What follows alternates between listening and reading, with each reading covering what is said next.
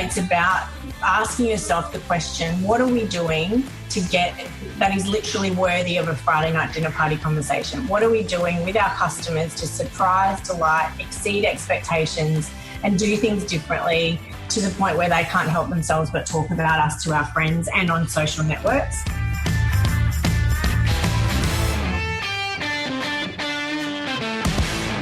You're listening to episode 171 of the Fitness Business Podcast.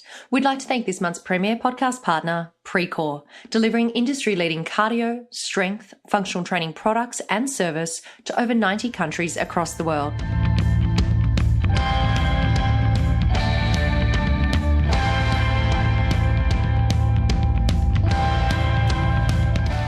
Welcome and thank you for joining me. This week, we've ventured outside the industry to bring you consumer trends and customer experience expert, Amanda Stevens. Amanda has dedicated nearly 2 decades to researching and understanding the science of consumer behaviour and how organisations can grow through uncertain times by putting their customers at the heart of everything they do. She's the author of 5 books on sales and marketing and has spoken at over 800 conferences in 14 countries. And in March, she was named the 2018 Keynote Speaker of the Year by the Professional Speakers Association of Australia. I asked Amanda to join us on the show today to share her knowledge on the difference between a customer and an advocate, how we can help our team understand the importance of customer service, how a customer advisory board can help you get great insights on your business, the role of technology for customer experience, and she shares 3 ways to immediately improve the customer experience in your business. Before we move into this week's interview, I first want to thank this month's premier podcast partner. Precor provides a total solutions approach to fitness with new equipment, smart product innovations, and new finishes and upholstery options to the best-in-class group training and networked fitness solutions. They have a solution for everyone. To learn more, just head to www.precor.com/fitness business podcast.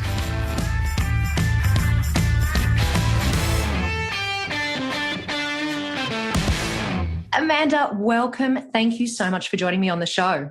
Thanks for having me, Chantal. It's a real honour to be able to have you on the show. We've obviously known each other for many years now, and I'm just so thrilled that you said yes to coming on the show. So thank you so much for giving your time today. And as I mentioned in your bio earlier on, you're obviously an expert in consumer trends and in customer experience. So can you start by explaining what the difference is between having customers and having advocates? Absolutely. So a business that has customers has, a transactional relationship with their customer base. They may have even loyal customers, so people who return to their business. But having advocates is a whole different ballgame. Having advocates for your business is about having raving fans. So customers who are not only loyal to your business, but they go out of their way to basically be your walking unpaid advertisement. So they refer their friends and family, they entrust their friends and family to you and can't help themselves but talk about you and your brand at Friday night dinner parties and Sunday barbecues in their workplace and also on their social networks. You know, when I think about advocates in the fitness industry, there's a whole category, and I'd love your opinion on this. There's a whole category of people that I think tend to be very big advocates, and they are CrossFitters. Yeah. Because there's this movement where they just want to talk about it and represent the brand. Is that a good description or a good group that would identify as being advocates? That's a great example. Obviously, the majority of CrossFitters or dedicated CrossFitters are very passionate about CrossFit and they do talk about it proactively. So, yeah, great example of a business that's very much been built on advocacy. Now, when it comes to our more traditional gym models, we obviously have a lot of members that are within our team. So what advice would you give when it comes to ensuring that our team actually understands the importance of customer service and how they can contribute to the overall outcome? Yeah, so I think it's about firstly putting your customers at the heart of everything that you do. A lot of businesses talk about the fact that they're customer focused or that they have a customer service program, but essentially, being it's not just about having good customer service. I think that probably worked 20 years ago, but now it is really about looking at your business constantly through the eyes of your customers. And that sounds a lot easier than it actually is to achieve consistently. I think and I've been there as well, business owners get very caught up in the business. They get too close to it and sometimes they can't see the forest for the trees. So they start running their business and making decisions through the lens of a business owner, and in some cases a jaded business owner, rather than looking at their business through the eyes of their customer. So it's about having true customer centricity in everything that you do, and understanding that the customer journey and how they feel at different points in the customer journey really does matter at the end of the day. Amanda, I was watching one of your videos, and in this particular video, you were preparing for a presentation and you went in and did some mystery shopping. So you were going in as the role of the customer. Would you recommend that our gym owners and the staff within the gyms should mystery shop their own facilities to get that customer's point of view? Absolutely. I think it's critical. And, when I do mystery shop where possible to prepare for a speaking engagement, because it enables me to see that brand or that industry through the eyes of the customer, which enables me to really come up with identify the opportunities, but also give them some home truths in terms of what is really going on in their business and their industry. So I think mystery shopping is critical. And I think the other opportunity, and this is, I think, really pertinent for the fitness industry, whether you're a personal trainer or you're running a gym or a box or whatever, is actually have a customer advisory group. So it's one of the most cost-effective ways that you can ensure that your business is customer-centric. Put a board of 6 to 8 customers together and they act as your advisory board. You can use that to bounce ideas off, to show them marketing ideas that you're thinking about doing, and really just have that ongoing conversation about how you can continually improve your customer experience. And that is a very cost-effective, very potent source of new ideas and, as I said, that customer sense check.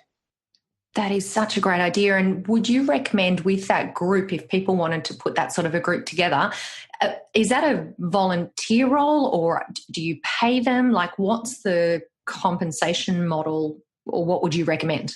Yeah, great question. It depends on the business and depends on the customers, but generally you can do something that's merely adding value. So you might, for example, extend or upgrade their membership complimentary, or you might decide to remunerate them in some other way. I've run customer advisory boards where we've done a joint venture with another complementary business, and the customer advisory board is remunerated in vouchers. So that's a low real cost, high perceived value way to do it. And we also recommend that the board is rotated every 6 months so that you're getting that, fresh perspective that's so important. That is such a great recommendation. Thank you so much. I'm not aware of any facilities that are doing that. So I might just put the call out and say, if anyone has got that customer advisory board up and running, I would love to hear about it. If you don't, then and you plan on doing it, then please let us know and let us know how that works as far as helping you get a better view and seeing from your customers' viewpoint. So thank you so much, Amanda. As you probably know, technology, certainly within the fitness industry, is something that changes so rapidly, not just in the fitness industry, everywhere.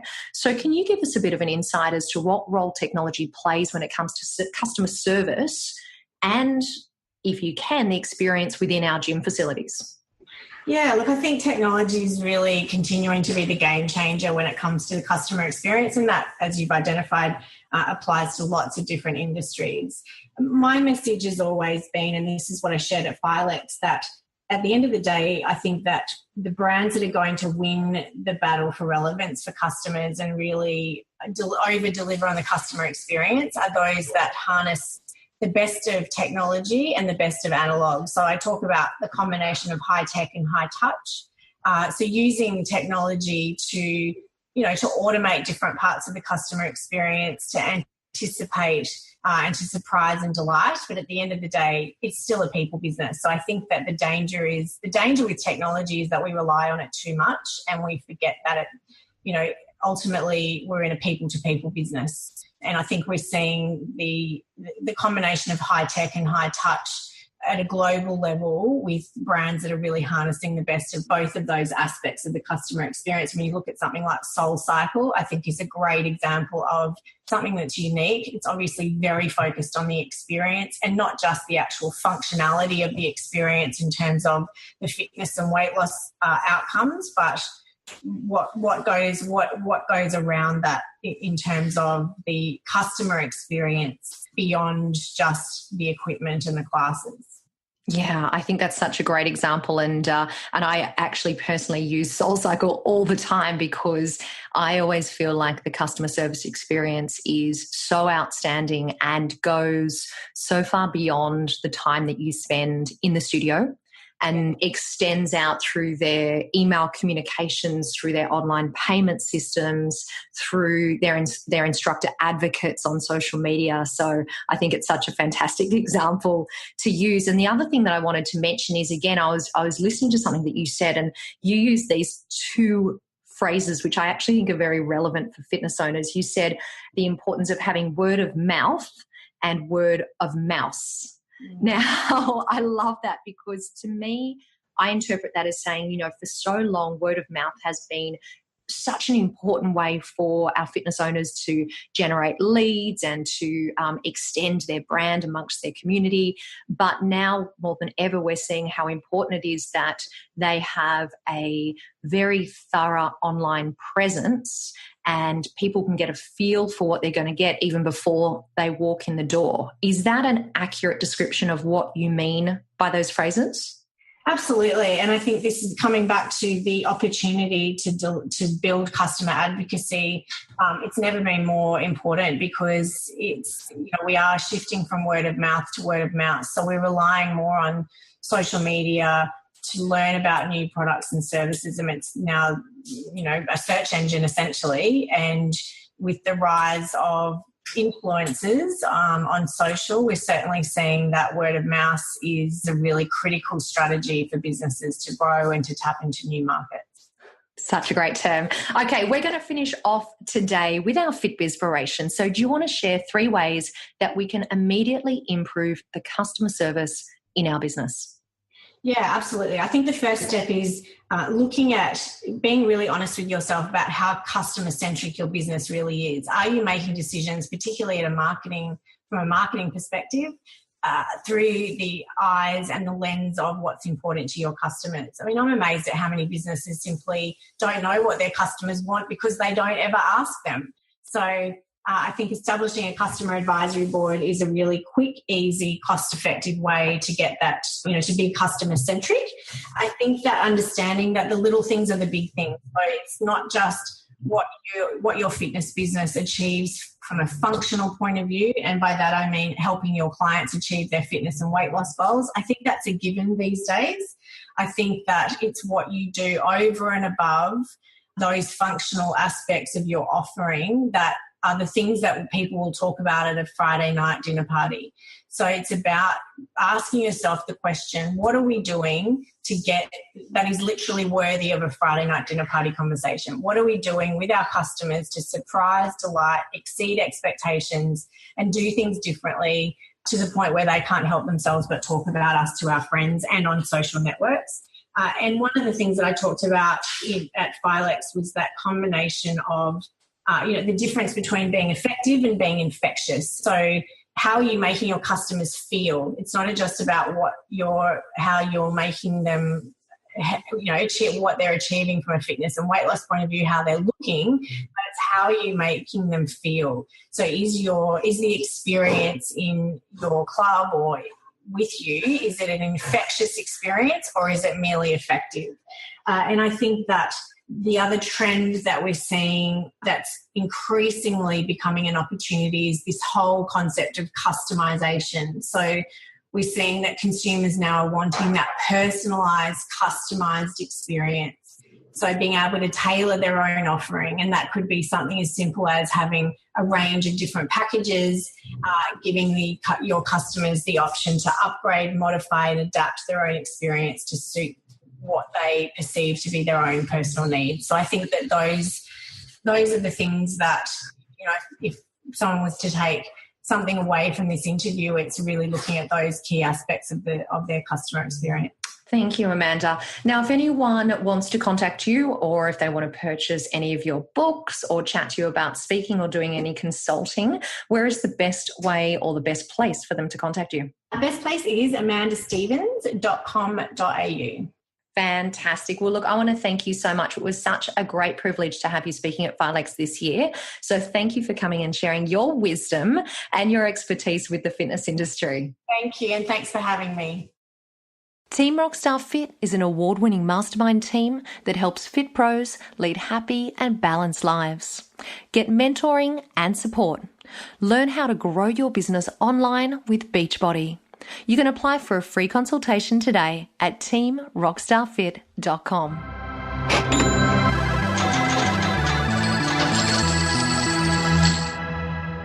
Get ready for this week's bonus segment, your extra injection of information, education, and inspiration to strengthen your fitness business. If you're a long-time listener of the show, then you might have realised it's been ages since I've done a call out to ask for listener reviews on iTunes. So today is the day. For anyone that doesn't know, a review on iTunes is super, super valuable in helping us get more people listening to the show. And as a bonus, it lights up my email inbox and it makes my week when I hear that you are getting value from the content that we produce. I will be completely honest with you guys. It is a huge job putting out a weekly show. And I just did a really quick calculation. We've released at least one, sometimes two weekly shows for 156 weeks in a row. 156 weeks. So I even surprised myself having a look at that. And if you're thinking, but this is show 171, so how come we've done 156 weeks? Well, that's because there's been a fair few months where we've done 2 shows per week. It is crazy, but it's true. So there you have it. So now you know why this show means the world to me, and you also know that the information, I hope, is helping your business and your career, and it's so, so important that we deliver this every single week. So I would be super grateful if you've got a couple of minutes to jump onto iTunes and leave us a review of the show. Thank you all so much in advance. Precore Quickfire 5. This week's Pre-Call Quickfire 5 guest is Jim Worthington, the owner of Newtown Athletic Club and the newly appointed chair for URSA. Jim, I want to thank you so much for joining me on the show. You're welcome. It's an honor to be on it, and I'm looking forward to it. I am really looking forward to your main interview next week, but for today, we've got your Quickfire 5 questions. So let's get stuck straight into it. Tell everyone, why do you do what you do? I just think making a difference in people's lives is what more could you ask for when you're in a profession to be able to change people for the better. So I just love it. I mean, it's been a 40-year passion, and it seems like it's getting stronger for me as I get older. So that's why. I think it definitely is. And I'm so excited to talk to you about that in the main interview, about just what an amazing year 2018 has been so far. But before we do that, are there any rituals that help you become better at what you do? Yeah, I mean, the first thing is to start every day with exercising. I mean, if you're going to, talk the talk, you better walk the walk. So I've worked out, almost every day of my life since I was 14, and every morning from 8 to 10 is my time. And, I do it here at the NAC, and, yes, there's members around, and certainly you do get some, interruptions. And I say interruptions, I mean, and not in a bad way. There are times when people come up to you, but for the most part, since I've been doing it forever, they kind of know that it's my time and they're respectful. But, I start off the day with doing that after a good night's sleep. I always try to get 8 hours of sleep. And then after I'm done that, I hop in a shower, eat 2 eggs and 1 piece of toast every day for years and years and years. And then I get to work at about 10:30 and work to whenever I need to get things done. So and that's every day of the week. I mean, it's the same thing over and over again, unless I'm out of the office traveling for, one of the advocacy things I'm doing or something to do with URSA. It's kind of the same thing all the time. And I find that repetition and doing the same things over and over makes me a lot more productive. That's a great morning ritual. And we were talking before and you said, look, I'm not really into apps as such, but tell us what system that you use to stay in control of your workload. Well, 100 years ago, remember I'm a lot older than everybody listening, I sat in with a number of seminars and a number of books and video cassettes back in the day and things like that talked about different traits of successful people. One of the things besides just overall just goal setting was people that were successful typically back in those days would write things down, either a to-do list or what you might call a goal list. And then as they got them done, they would cross them off. And I've actually started doing that right after I got out of college in my first job. And believe it or not, every single list that I kept, it's on a piece of, legal paper. I rewrite the list every month. I just add things daily to it. And then every day, 3, 4, 5, 6 times I look at them. I just cross things off the list as I get it done. And oddly enough, it's been even substantiated more, I know, with all the devices and all that stuff. But interesting enough, there was a study, I believe it was Harvard a few years back, that said if you write things down and you cross them off as you do it, you'll be 7 times more inclined to get things done than if you do it any other way, meaning your phone, your computer, and stuff like that. So it kind of made me feel good. It validated my old school system of doing things. But I live by it. It's almost like a diary of my life's work. And in fact, like I said earlier, I've kept every single one of those, and I've actually locked them up in my safe deposit because it really is, it's really is a history, a diary of what I've done. A lot of them are work related. Some of them are personal related. And it's funny, if you go to my list, the top 20 or so things have been on my list for years. They're things that tend to be more personal. I just say I'm going to get to, but everything below that, from 21 to 50 or 60, all get pretty much done during the course of the month. And then I rewrite it again. And it seems like I'm staring at the top 20 things forever, but eventually I'll get to those. But I live and die by that list of things to do. And it's really like my little goal setting of getting things done. So I think it's real. And I've taught my employees this over the years, and they kind of they don't say anything directly to me because they kind of think it's kind of strange. They, for the most part, almost every one of them do it now. There you go. Well, It's funny because I love technology, but I am an absolute sucker for writing things down on a whiteboard and crossing them off. I think there's great satisfaction in crossing that task off the list, that feeling of accomplishment. So I'm with you on that. So every day when I write things, when I cross something off my list, it's like, a celebration. Yes. Just so happy because I feel like and at the end of the day, I'll review it before I leave and I'll say, well, did I get anything done today? Well, no. Well, maybe there's a reason for that. But the days I get 3, 4, 5 things done off that list, you really have good self-satisfaction for getting work done that day. Great one. That's a great one. Now, Jim, are there any books in particular that you recommend that you've really loved or have made an impact on you over the years? I'm not a huge book reader, but what I am is a person that reads a lot of all the professional publications religiously the day they come out, whether it's CBI or, any of the other publications. I will read them cover to cover, and not once. I'll read them, once through, and then I'll go back and reread them again. I'm also big on getting information off the internet that I read. I don't really read books per se.